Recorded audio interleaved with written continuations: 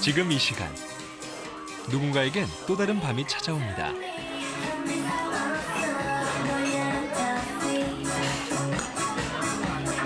천년 전부터 계속된 인류의 유희, 술자리가 이어집니다.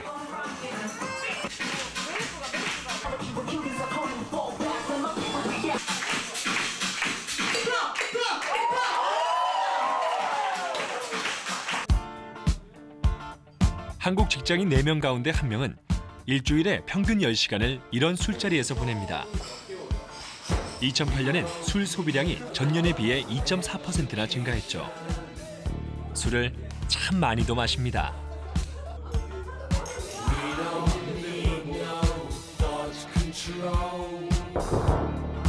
언제부터인가 술자리에서 무기도 만듭니다. 폭탄주라고 들어보셨죠? 2가지 술을 섞어 만든 아주 지독한 술입니다. 원래 러시아 추운 지방에서 시작된 음주 문화라는군요.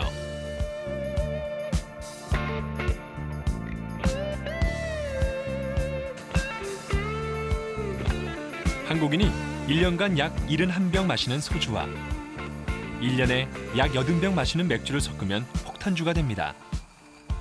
폭탄주는 말 그대로 위험한 술입니다.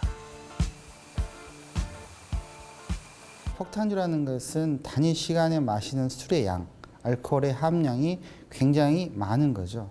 그래서 맥주 한 잔과 소주 한 잔을 따로 마시는 시간과 맥주와 소주를 한꺼번에 타서 마시는 폭탄주 경우는 따로 마시는 것보다 훨씬 단위 시간에 많은 알코올 함량을 섭취하게 되는 겁니다.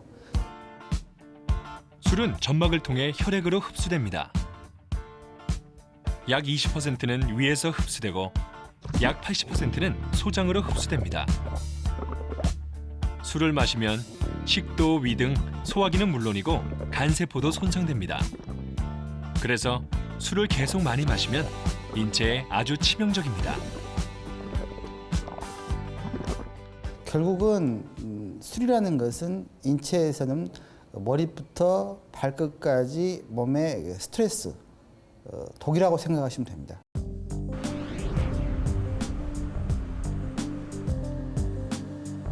술은 얼마나 해로울까요?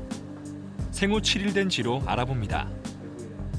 생후 7일은 뇌세포가 연결망을 형성하는 결정적인 시기죠. 한쪽 쥐엔 20% 알코올, 즉 술을 일주일 동안 먹였습니다. 실험 결과를 비교할 수 있게 다른 쥐에겐 식염수를 주었죠. 과연 어떤 차이가 나타날까요? 이 2 종류의 쥐를 2달 동안 기르며 변화를 관찰합니다. 이 2달간 쥐는 거의 다 자랍니다. 사람으로 치면 청년이 되는 거죠.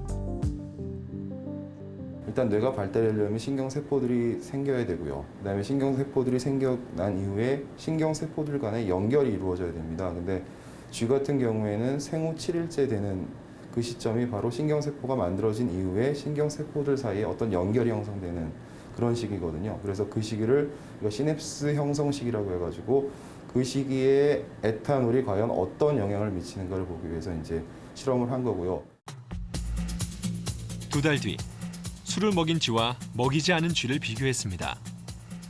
먼저 인지 능력을 보는 수중미로 실험입니다. 2 쥐는 달랐습니다.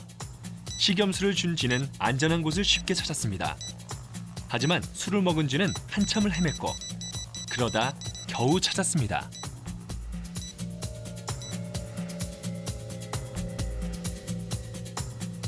뇌세포를 보면 그 이유가 확실합니다. 술을 먹은 쥐는 시간이 지날수록 신경세포가 급격히 줄어들었습니다.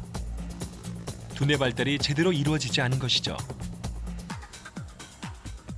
알코올을 주입한 이후에 24시간, 48시간 이내에 저희가 뇌에서 많은 신경세포들이 한꺼번에 죽는 과정을 겪습니다.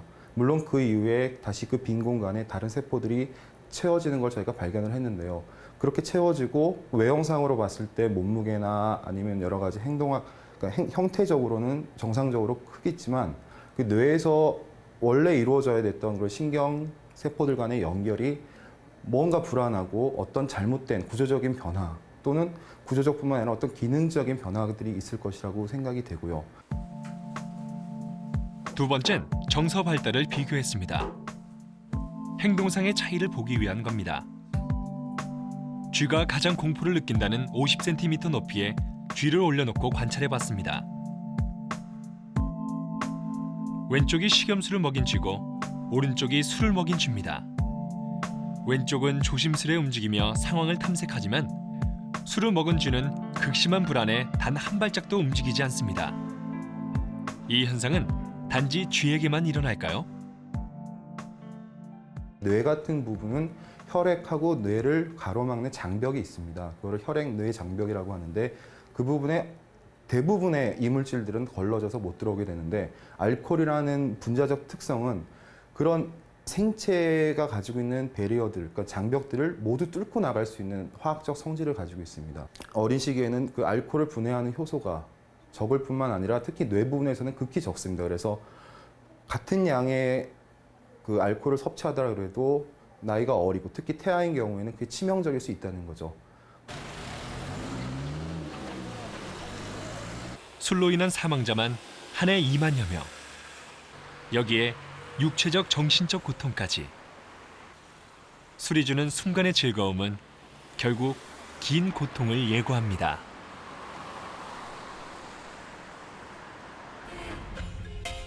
사랑은 놀랍습니다. 단 한순간에 많은 걸 이뤄냅니다. 남자는 단순히 스킨십 그 자체만을 바라봅니다. 하지만 여자는 그 스킨십을 했을 때 이 남자가 나를 어떻게 생각할지, 그 다음에 우리의 관계가 어떻게 될지까지도 고민을 하죠. 여자분들은 특히 이 첫 키스에 많은 가치를 두고 비중을 두고 또 상당히 로맨틱한 키스를 해주기를 바라고 있죠. 키스를 하고 있는 동안 백혈구가 늘어나면서 면역 기능이 강화되고 코티졸이라는 호르몬이 줄어들면서 스트레스가 좀 줄어들고 엔돌핀 같은 그 호르몬의 분비가 좀 늘어나서 기분도 좋아지고. 당신의 사랑엔 과학이 있습니다.